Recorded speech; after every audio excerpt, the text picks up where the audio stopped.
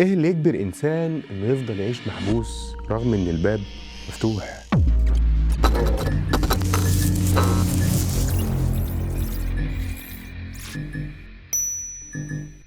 في مكان في مصر الناس دخلته برجليها، لكن اللي خرج منه مرجعش زي الاول، مش علشان المرض لكن علشان الحاجه اللي حصلت جوه. اسهر النهارده معانا وخلي الحكايه تاخدك.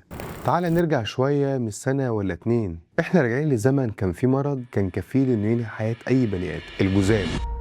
الكلمة لوحدها كانت كفيلة تخلي أي إنسان يبعد من غير ما يشوف المريض أصلا. ده ما كانش خوف، ده كان رعب.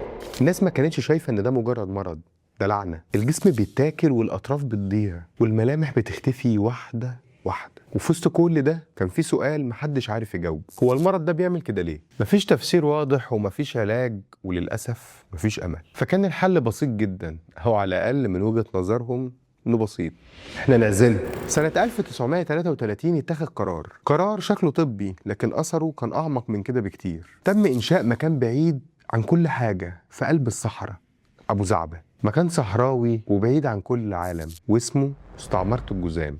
الفكرة كانت واضحة: احنا نجمع التعبانين ونحمي باقي المجتمع. لكن اللي حصل ما كانش مجرد حماية، ده كان فصل تاني. اللي بيدخل المكان ده ما بيطلعش بره تاني ولا بيرجع لحياته القديمة. مش شرط انه يموت، بس اكيد مش هيرجع يعيش زي الاول. في الاول كانوا عشرات، وبعدين مئات، وبعد سنين بقوا الاف. ناس من كل حتة في مصر اتجمعت في مكان واحد بس. لكن الغريب هنا انهم ما ماتوش، هم عاشوا. بس عاشوا ازاي؟ هنا الحكاية بتبتدي تبقى اغرب.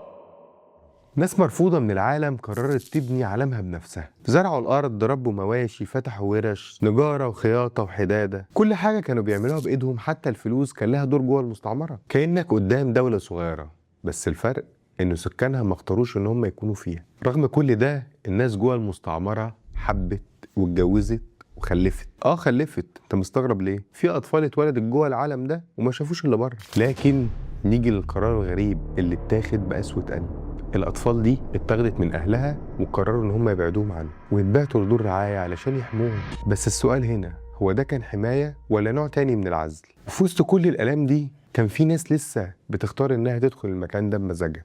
راهبات قرروا إن هم يعيشوا وسط المرضى، يلمسوهم ويقربوا منهم ويخلوا بالهم منهم في وقت الناس كانت بتهرب فيه من مجرد نظرة. ليه حد يعمل كده؟ إزاي حد يختار يعيش جوه مكان الناس كلها بتهرب منه؟ سنين طويلة مفيش أمل، لحد سنة 1981 العالم أعلن إن في علاج فعلا وفعال اسمه MDT.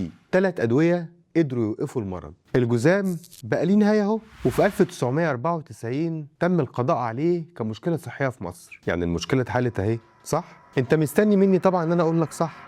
لا، للأسف مش صح. لأن اللي اختفى كان المرض فعلا، لكن اللي فضل كان أخطر من كده بكتير. ببساطة الخوف.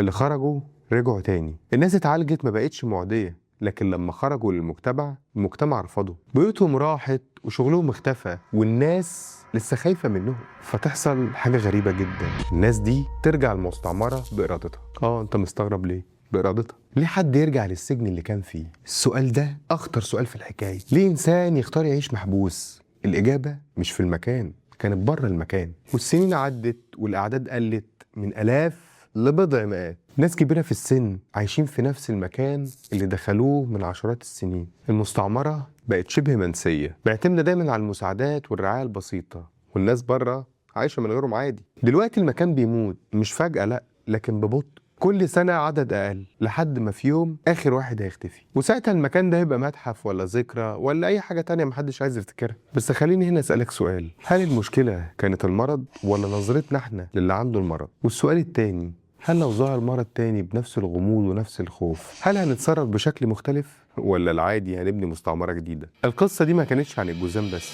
دي كانت عن حاجة أعمق، عن الخوف لما بيتحول لقرارات، وعن العزل لما بيبقى أسهل من الفهم. وفي الآخر المكان اللي كان المفروض يحمي الناس حول ناس كتير جدا لأشباح عايشة. ولو فاكر إن الحكاية خلصت يبقى لازم ترجع تسمعها تاني. وما تنساش تكتب لي رأيك، يا ترى إيه أكتر حاجة في القصة دي كانت غلط، المرض ولا الناس؟ وفي نهاية الحلقة يا ريت تشاركنا رأيك في الكومنتات. ولو حابب وشايف إن في مرض زي الجذام حابب إن احنا نتكلم عنه، يا ريت تكتبه لنا في الكومنتات. وما تنساش تدعمنا باللايك والشير والسبسكرايب. واستنى السهرية اللي جاية في نفس ميعادنا. سلام.